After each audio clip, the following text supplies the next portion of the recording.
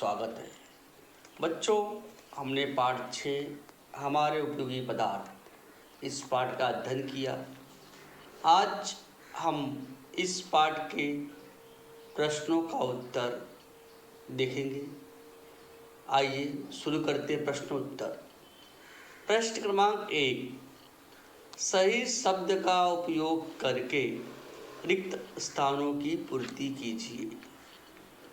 अ, गंधकीकरण vulcanization द्वारा होने वाला रबड़ डैश पदार्थ है। तो बच्चों, इसका उत्तर आएगा मानव निर्मित। रबड़ मानव निर्मित पदार्थ है। क्वेश्चन नंबर 2, प्राकृतिक पदार्थ पर डैश करके मानव निर्मित पदार्थ तैयार किए जाते हैं। तो बच्चों, इसका उत्तर आ गया प्रक्रिया। प्राकृतिक पदार्थ पर प्रक्रिया करके मानव निर्मित पदार्थ तैयार किए जाते हैं। तीसरा क्वेश्चन ई,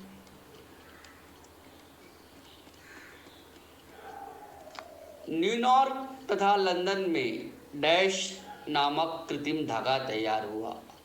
तो इसका उत्तर आएगा नायलॉन। न्यूयॉर्क तथा लंदन में नायलॉन नामक कृत्रिम धागा तैयार हुआ। रेयान को डैश नाम से जाना जाता है। तो बच्चों, रेयान को कृत्रिम रेशम के नाम से जाना जाता है। अब प्रश्न क्रमांक 2, उत्तर लिखिए। पहला अ, मानव निर्मित पदार्थों की आवश्यकता क्यों हुई? तो बच्चों, इसका उत्तर आइए देखते हैं।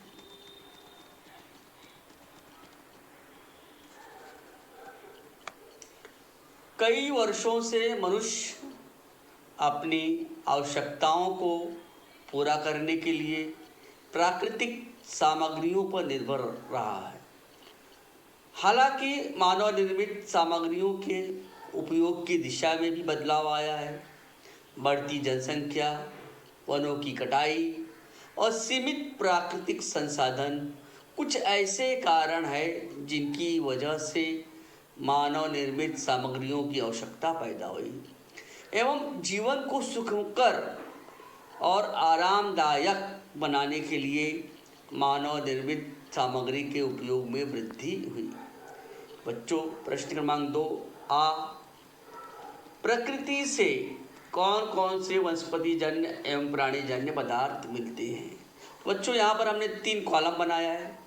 पहले कॉलम में प्राकृतिक पदार्थ लिखा है, फिर दूसरे कॉलम में प्राकृतिक सामग्री, मतलब कौन कौन से प्राकृतिक पदार्थ है और इनका उपयोग कहाँ कहाँ किया था ये भी हमने लिखा है।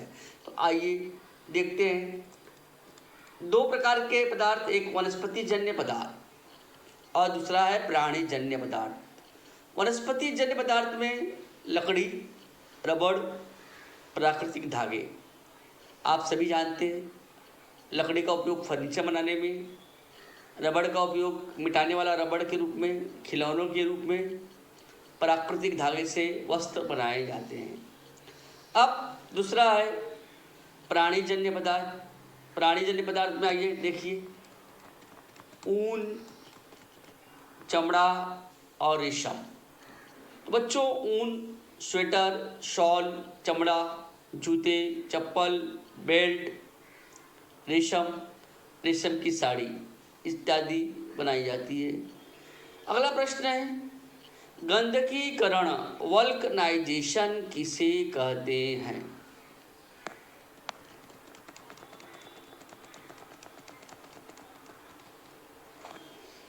इस पद्धति में रबड़ को गंधक के साथ 3 से 4 घंटे गर्म किया जाता है। रबड़ में कठोरता लाने के लिए उसमें गंधक मिलाना पड़ता है। जिस काम के लिए रबड़ का उपयोग करना है उसके अनुसार गंधक की मात्रा निर्धारित की जाती है। मिटाने वाला रबड़, रबड़ का गेंद, रबड़ के खिलौने आदि में कम या अधिक मात्रा में गंधक मिश्रण की जाती है। रबड़ बैंड में तो बच्चों बहुत कम गंधक मिली होती है। आइए अगला प्रश्न, किन पदार्थों से प्राकृतिक रूप से धागा प्राप्त होते हैं? ऊन और रेशम जैसे प्राकृतिक धागे प्राणीजन्य पदार्थ है। ऊन भेड़ या याक के ऊन या उनके बालों से प्राप्त किया जाता है, और रेशम या रेशम के कीड़े के कोश से प्राप्त किया जाता है। इसी तरह कपास, जूट, ये प्राकृतिक धागे वनस्पति जन्य पदार्थ है। अगला प्रश्न देखिए, हमारे क्या उपयोग है? यहाँ पे उपयोग बताना है बच्चों। तो बच्चों, उपयोग में हम बहुत सी चीज़ें लिख सकते हैं। हमने कुछ एक महत्वपूर्ण ही लिखा है, आप अपने मन से भी इसका उत्तर लिख सकते हैं। मिट्टी के क्या उपयोग है? मिट्टी का उपयोग घर बनाने के लिए, मिट्टी के खिलौने, मिट्टी के मटके, दिए, मूर्तियाँ इत्यादि। इसके अलावा आप अपने मन से भी लिख सकते हैं। अगला है लकड़ी। बच्चों, लकड़ी का उपयोग ईंधन के लिए, फर्नीचर में, हाथ के औजार में, मकान बनाने में, कागज़ बनाने में, खिलौने बनाने में किया जाता है। नायलॉन का उपयोग पैराशूट, टेंट, तंबू, झूले की रस्सी, कपड़े, मछली पकड़ने का जाल, मोटी रस्सी बनाने में किया जाता है। अगला प्रश्न है कागज। कागज के उपयोग कागज की थैलियाँ, लिफाफे, नोटबुक, समाचार पत्र बनाने में किया जाता है। अगला बच्चों रबड़। रबड़ से गुब्बारे बनते हैं, इरेजर, रबड़, रबड़ के खिलौने, रबड़ की गेंद इत्यादि बनाए जाते हैं। प्रश्न क्रमांक 4, कागज का निर्माण कैसे किया जाता है? अपने शब्दों में लिखिए। तो बच्चों उत्तर, कागज बनाने के लिए पाइन, जिसे हम चीड़ भी कहते हैं, जैसे सूचीपर्णी वृक्षों का उपयोग होता है। इन वृक्षों की लकड़ियों के कुंदों की छालें निकालकर उनके पतले पतले टुकड़े करते हैं। इन टुकड़ों और विशिष्ट रसायनों के मिश्रण को लंबे समय तक भिगो कर रखते हैं। इससे लुगदी तैयार होती है। रसायनों की क्रिया हो जाने पर लकड़ी के लुगदी के तंतुमय पदार्थ अलग हो जाते हैं। उसमें कुछ रंग द्रव्य मिलाए जाते हैं। अब रोलर्स में बेली हुई लुगदी आगे जाकर सूखती है और कागज के रूप में लपेटी जाती है। बच्चों, प्रश्न क्रमांक 5, कारण लिखिए।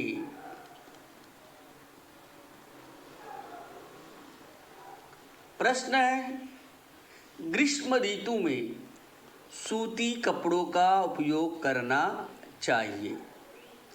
बच्चों, हमें गर्मियों में सूती कपड़ों का उपयोग करना चाहिए, क्योंकि वे सूर्य की गर्मी से हमारे शरीर की रक्षा करते हैं।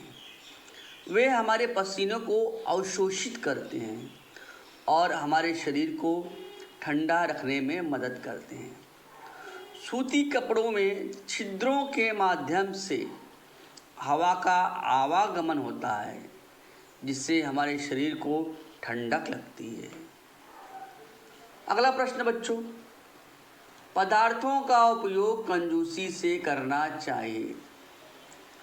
उत्तर बच्चों, अधिकांश प्राकृतिक सामग्री जो हम अपने पर्यावरण से प्राप्त करते हैं वे अनवीकरणीय संसाधन हैं।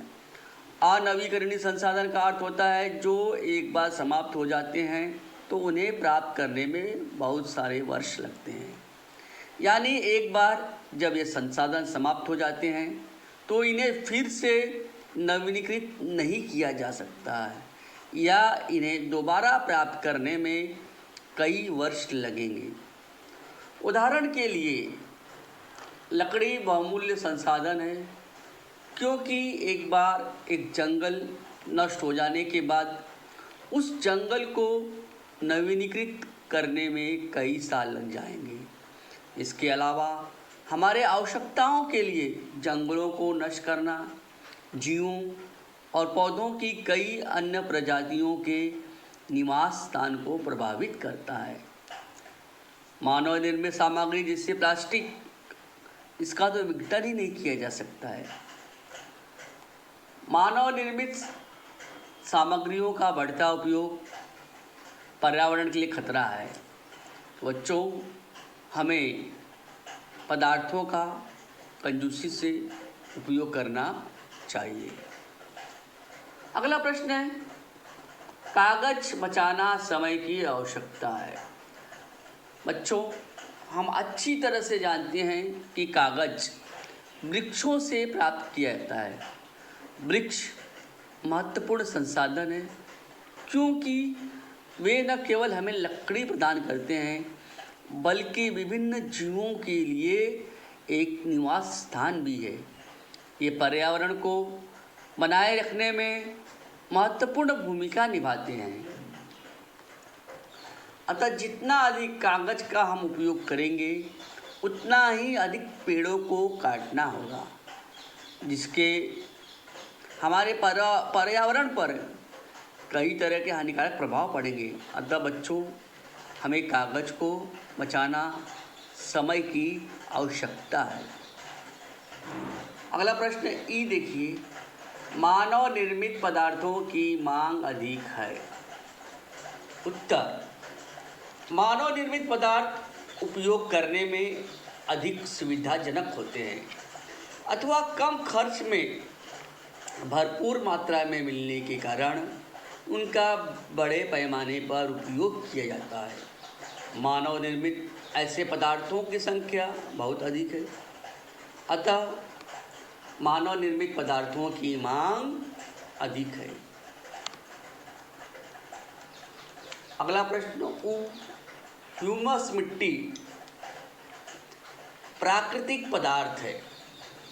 उत्तर, यह मृत वनस्पतियों तथा प्राणियों को सूक्ष्म जीवों द्वारा अपघटन होने से मिट्टी पर पदार्थों की जो परत तैयार होती है उसे हम ह्यूमस मिट्टी कहते हैं।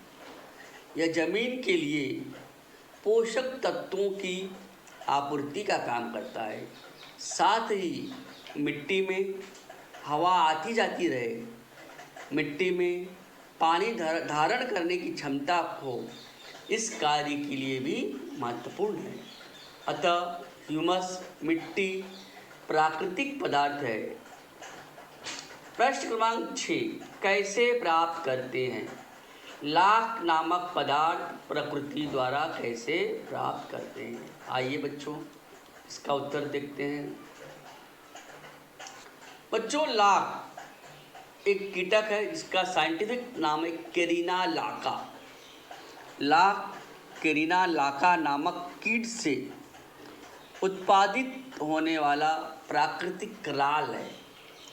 लाख के कीड़े पलाश, कुसुम तथा बेर के पेड़ों पर पाले जाते हैं, जिनकी शाखाओं से रस चूसकर भोजन प्राप्त करते हैं। अपनी सुरक्षा के लिए राल का स्राव कर कवच बना लेते हैं। यही लाख होता है जिसे काटी गई टहनियों से खुरच कर निकाला जाता है। अंतिम प्रश्न बच्चों देखिए, मोती नामक रत्न कैसे प्राप्त करते हैं? बच्चों, यहाँ पर मैंने सीप की आकृति दिखाया है। मोती नामक रत्न प्राकृतिक रूप से सीप में पाया जाता है। यहाँ पर देखिए आप आकृति में सीप दिखाया गया है और सीप के अंदर मोती का निर्माण हुआ है। समुद्र में यह मोती निर्माण होता है। तो प्रश्न है हमारा, मोती नामक रत्न कैसे प्राप्त करते हैं? आइए इसका उत्तर देखते हैं।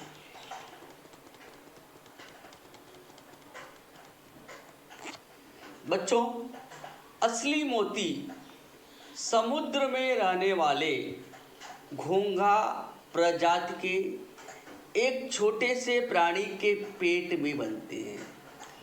ऐसा नहीं कि प्रत्येक घोंघा अपना बच्चा पैदा करने की तरह मोती पैदा करता है, ऐसा नहीं है।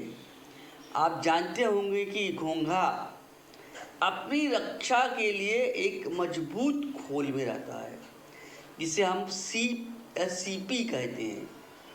कभी कभी हजारों में से किसी एकाध घोंघे की सीप में छेद हो जाता है।